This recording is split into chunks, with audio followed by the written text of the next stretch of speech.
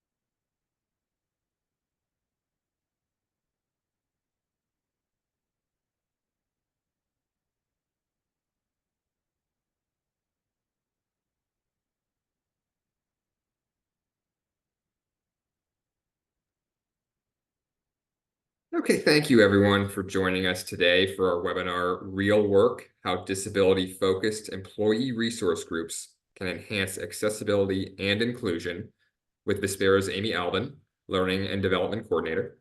Before we get started, I do have a few housekeeping items I'd like to get to. So firstly, this session is being recorded, and we will email everyone the recording after the event. Secondly, we have captions available, so feel free to use them as needed. Next, Amy will not be answering questions live, but she will be responding to them after the event. So if you still want to send in your questions to the Q&A box or to the chat, we'll record them, or you can reach out to her personally at her email address, which is included in the slide deck, and we'll make sure all of those get answered. For anyone who sends it into the chat or the Q&A box, I'll include a document that has all of her answers in the follow-up email that includes the recording and other useful resources. And lastly, if anyone needs accessibility support, training, or usability testing, we will send out an email with a link to schedule a time to speak with our experts. So with that, I'm going to pass it off to Amy to provide a brief introduction for herself and get started. Take it away, Amy. Well, thank you so much, Anthony. As he said, my name is Amy Albin, Vispero's Learning and Development Coordinator. I am totally blind. I am a JAWS user, and my pronouns are she, her. First, I want to talk about the language that I'm going to be using in this webinar. When we talk about disability, there is people first language and identity first language. In people first language, you are saying a person with a disability, emphasizing that the disability does not define the person. When you talk about identity first language, disabled people are saying, actually, my disability is a huge part of my identity, and I want to lead with that first. Now, different people within the disability community prefer different styles. So, for that reason, I'm going to be using both interchangeably, relatively so, throughout this webinar. And I always advise that when talking about specific people, ask them whenever possible how they would like to be referred. And finally, I'm going to be, you probably have all heard the term DEI, diversity, equity, and inclusion. I like to add DEIA, diversity, equity, inclusion, and accessibility. So you may hear me throw in that term a couple of times. What are employee resource groups? And we're going to call them ERGs for short. They're groups of people who come together in the workplace to focus on a specific identity that they share in common. This allows people from across departments who wouldn't otherwise interact to come together and have opportunities to network, to gain exposure to each other and to different facets of the organization. While our topic is disability-focused ERGs, many of the tips and tricks that I give in this webinar will apply to other marginalized groups, for example, racial groups or gender-related groups, etc. Who benefits from ERGs? Employees with disabilities, as well as employees without disabilities, disabled and non-disabled customers, and the organization as a whole. How do ERGs benefit employees with disabilities? So it's a safe space for affinity and belonging. Many disabled people or people from other marginalized groups in the workplace, maybe they're the only disabled person there and they feel like they can't be themselves. So if you have an ERG where people with disabilities can come together, they can really build that sense of community and belonging. It's a low risk environment to develop skills.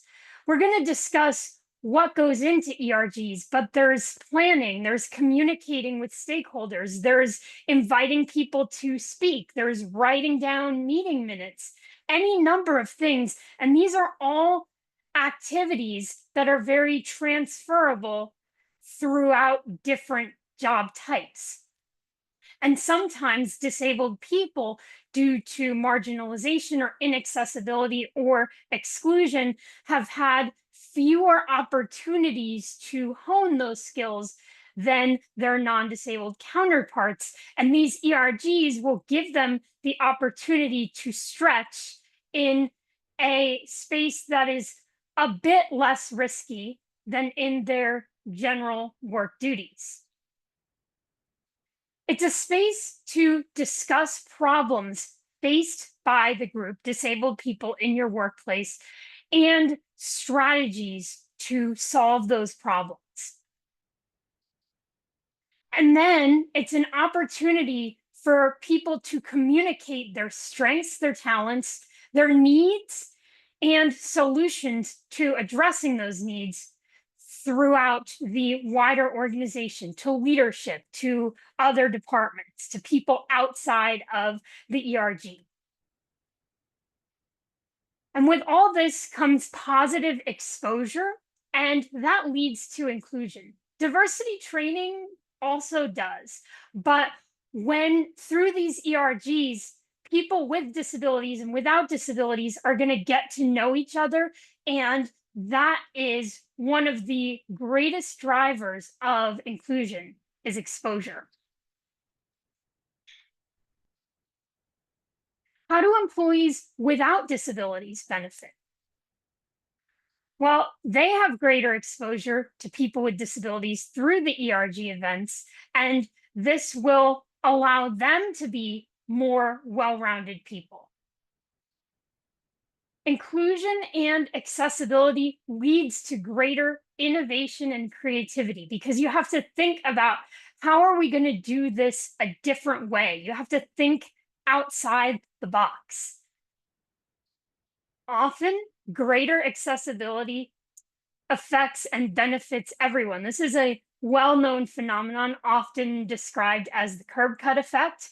So, an example that I like is maybe captions are really good for deaf people or people who are hard of hearing, but they're also good if you want to watch a video and you are in a very loud room.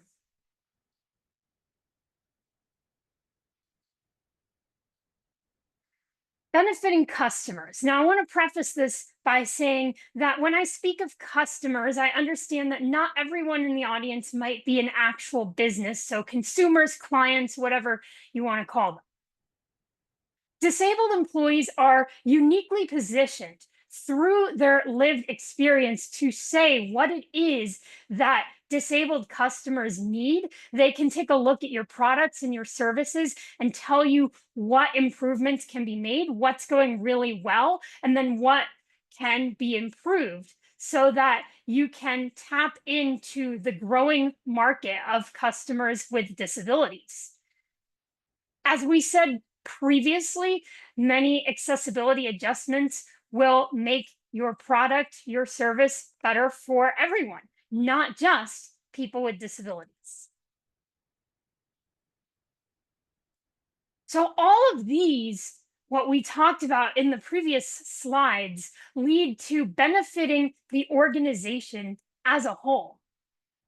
Disability inclusion can make you an employer of choice, tapping into the talent pool of disabled employees.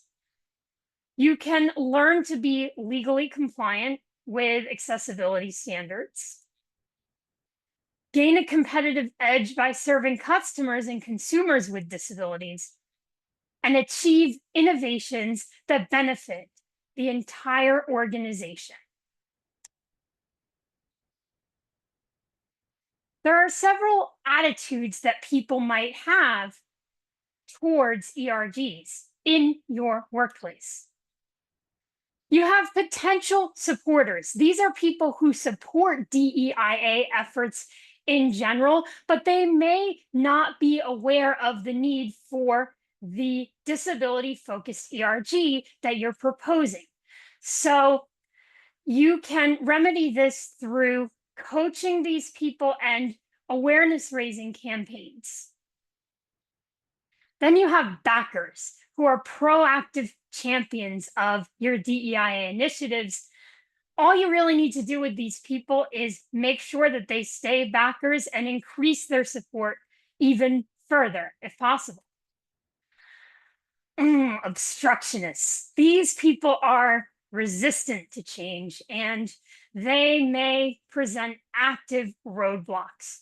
Now, we would love to change everyone, but we can't always change these people. So, what you can do is figure out how it is that they got to be this way to make sure that you can do things so that other people don't become obstructionists, and then do what you can to minimize any potential harm caused by their behavior. Finally, you have latent allies.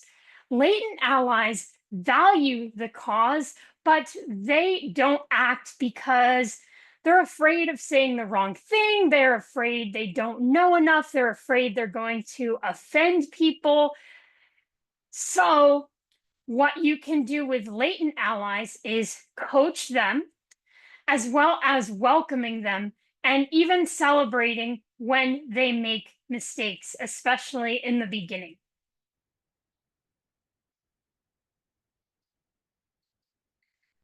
The next slide talks more about reasons for resistance to ERGs from people who belong to the group, people with disabilities. If you have a history of previous failed efforts, and then you combine that with toxic positivity. So if you say we're going to make all these changes, everything's going to be accessible and inclusive, and you have promised this time and time again, and it hasn't happened, then people with disabilities are going to be resistant. They're probably going to see your group as more of a performative virtue signaling effort rather than that you actually care about change. Some people with disabilities may feel like it's not their job to create that inclusive, accessible environment. It's the company's job. And then it could be re traumatizing. So, anytime people face exclusion, marginalization, inaccessibility, there can be the potential for trauma. And some people with disabilities who face this every day might not want to go to another group where they meet and discuss how hard everything is. So, these are some things to watch out for. Next, we're going to talk about Farzana Nayani's 5 Ps of ERGs. She is a DEI consultant who has done some great work on ERGs. And the 5 Ps are purpose, people, processes, planning, and priorities.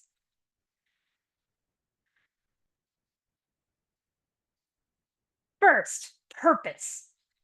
You want to have a written mission statement for your ERG that makes sense to group members, but it also makes sense to other people outside of the group, such as your sponsors, your executive leadership, or other people in the organization who may want to join the group or may just be curious as to what your group is doing. It can be an affinity group and it needs to meet business objectives. Why did I call this presentation real work? Well, sometimes leadership can resist ERGs because they think, well, it's not real work, it's just a social group. So that's why your ERG should be a social group and it should also meet specific business objectives.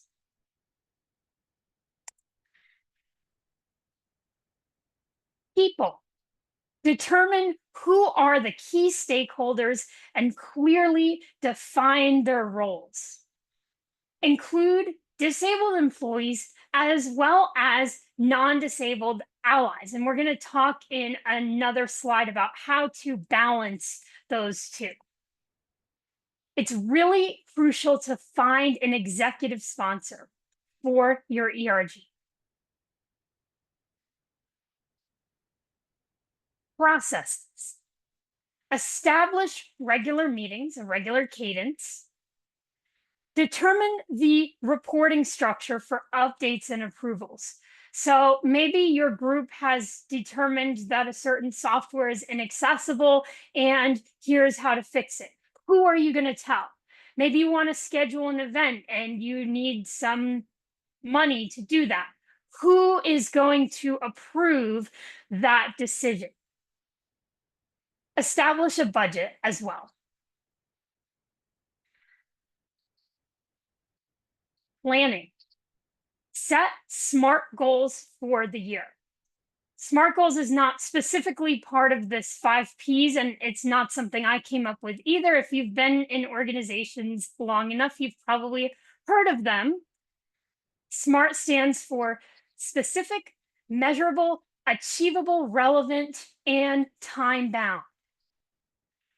It's crucial to have these SMART goals, and we're going to talk about metrics later towards the end. You also want to plan for the short term. based on your SMART goal. So you want to plan meetings, events, communications that you're going to send within your group and to the wider organization about things that you're doing. Activities should always relate to the objective in the mission statement and your SMART goal. It's also important to allow for flexibility in case an immediate issue needs attention. So maybe something in your organization is inaccessible, or maybe there was a recent court case involving disability that's gained attention and people want to discuss that. So you want to allow for that flexibility because it does need to be a space for that type of discussion while keeping in mind your plan, your goal, your objective. Priorities. Determine the activities that you would like to host throughout the year. Align them with the organization's calendar and with important moments, like how we have this webinar to line up with NDEAM. You can do those type of things. Maybe you have an event aligned with Americans with Disabilities Act Anniversary Day or similar types of moments in the calendar. So those are the 5 Ps. Now, what types of activities can and should you do in an ERG? Well, the limit is your imagination. But some common ideas include social mixers. As we said, we do want this to be a group where people can network and get to know each other. Guest speakers who may have information on relevant topics that can educate the group and the organization. Leadership retreats, mentoring, and coaching programs. We talked previously about how ERGs are places for disabled people to build skills, and they can really be a career booster through these programs. Not only can they build the skills, but then they can show those skills and those talents to leadership within the organization. Mental health and wellness events, community volunteering, brainstorming about issues and solutions. I think this is a really important activity because this is often how your group is going to tie into business objectives.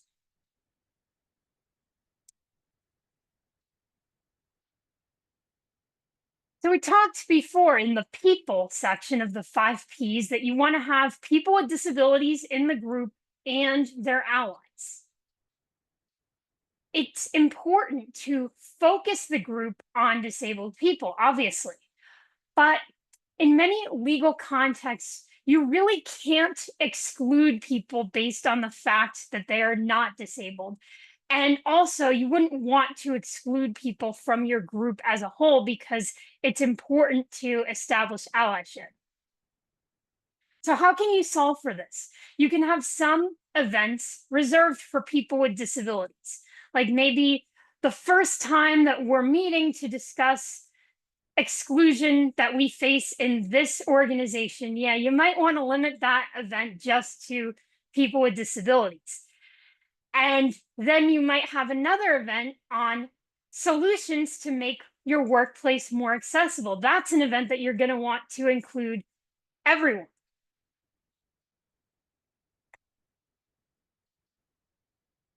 Who does the work, the real work of disability-focused ERGs? ERG members are a great source of insight through their lived experience. That said, work also needs to be done by organizational leadership and the proper departments. Organizational leaders are usually the people with the power to make systemic changes. Departments should have relevant expertise. And I say should, I put that in parentheses, they don't always. If the departments don't have the expertise or the lived experience within that department, that's an issue that needs solving. It's not something that you can just over rely on your ERG members. So, for example, if you have inaccessible technology throughout your organization, your ERG can help you determine what's needed, but it really needs to be your IT department that is taking that initiative to make the technology accessible. A proper distribution of work will help to avoid burnout of ERG members. Lots of times, people in ERGs feel burned out because they're doing the ERG work in addition to their regular responsibilities. Since ERG work is real work, you should pay members for the work that they do. And this falls to ERG members as well as the rest of the organization. ERG members also need to take care to make sure that they're not overstepping and collaborate with people instead of stepping over them. ERGs and mental health. It is important to allow space in your ERG for disabled people to discuss the exclusion, the marginalization, the inaccessibility that they face as disabled people in your organization or even in the world. Some ERGs may even be focused on various mental health disabilities or neurodivergences. That said, ERGs are not a mental health service. They are not therapy, and they are not your employee assistance program. If you have benefits in your organization, like an employee assistance program, it's crucial to refer your employees to these benefits, and ERGs can be a great way to gauge the effectiveness of your benefits. Are people aware of them? Are they using them? Do they find them accessible and inclusive? That said, the ERG itself should not be a substitute for your mental health benefits.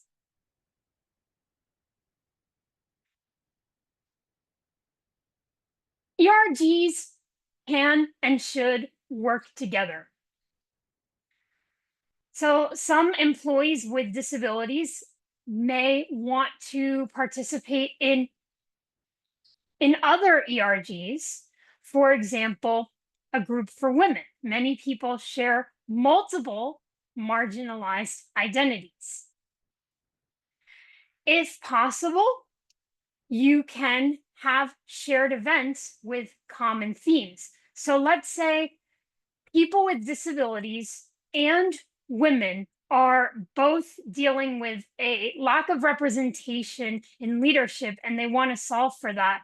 And the issue within the bias within the hiring system, for example, will affect both groups. Then you can have a shared event or task force where people can work together on those topics. When it's not possible to share events, you can at least coordinate them so that they're at different times. That way, people can attend multiple events if they want to.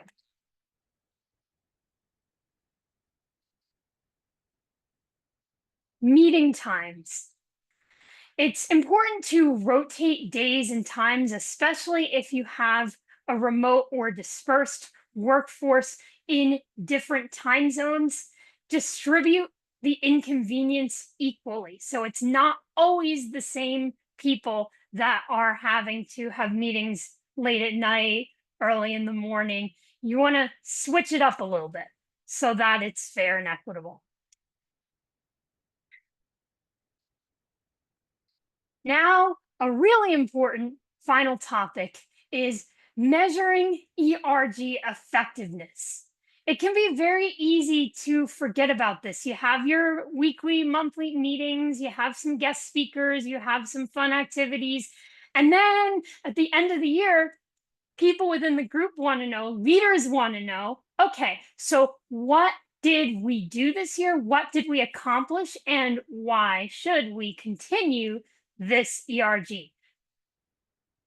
So the best metric is to compare your outcomes against your SMART goals, which we talked about in the planning stage.